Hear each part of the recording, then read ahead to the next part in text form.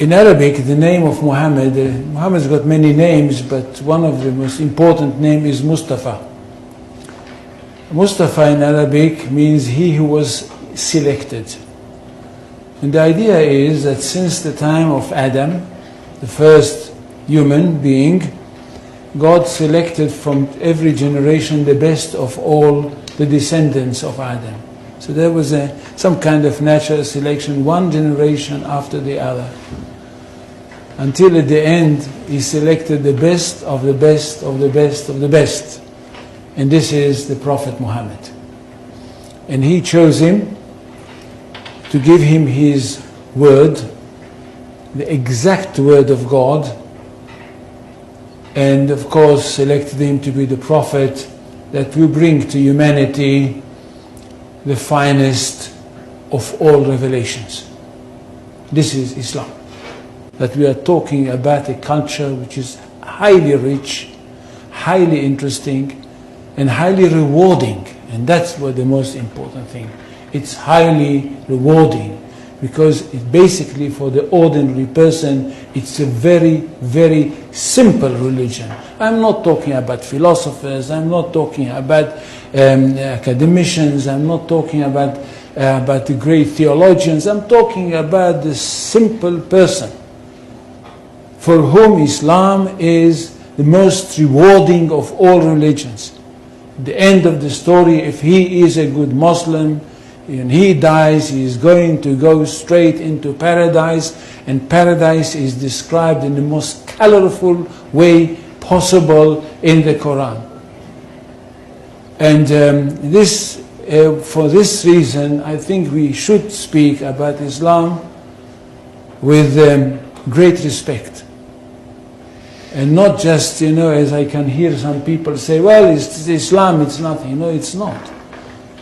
And it's not a simple thing that a person like me and others like me in the academy, in fact, dedicated their life for the studying of this culture. Now, Islam is not a religion in the ordinary, simple way of thinking.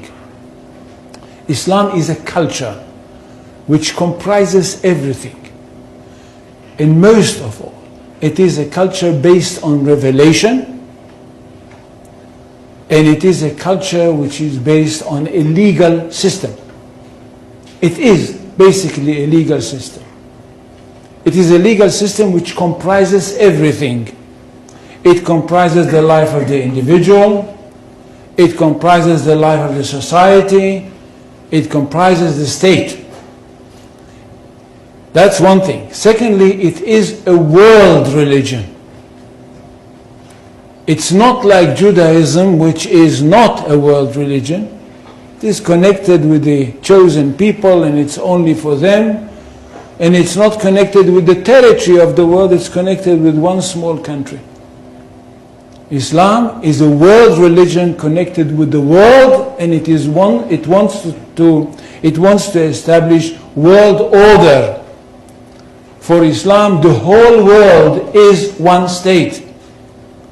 And all the people of the world are those people who live in this one state. Now when Muhammad came with this idea, the words came from God to him. And it says, I don't know how many, do any people know Arabic here? They don't. So I will not quote in Arabic. In Surah 61, verses 11-13, we hear that God sent Muhammad with the true religion, with the right message, with the right path, in order that it should overcome all the other religions. Which means that there is only one truth. Jews and Christians, which are called the people of the book, had once their own truth, but they were not a very good custodians, and they falsified their books.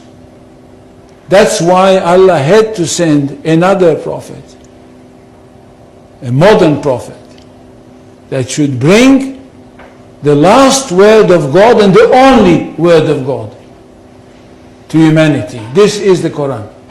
Nothing can be superior to it.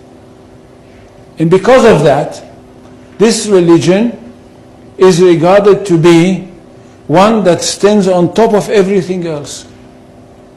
In Arabic, they say, Al-Islam ya'lu wa la yu'la alayhi. Islam is superior, nothing can be superior to it. Which means we are talking about not only the final word of God, not only about the finest word of God, but the truest of all revelations. Now what does the community have to do? The community of the believers. Those people that were lucky enough to have their hearts open and to have accepted the call of the Prophet Muhammad. What do they have to do? They have a mission in this world, to bring the word of God to the whole universe, or if you want, to the whole of this planet.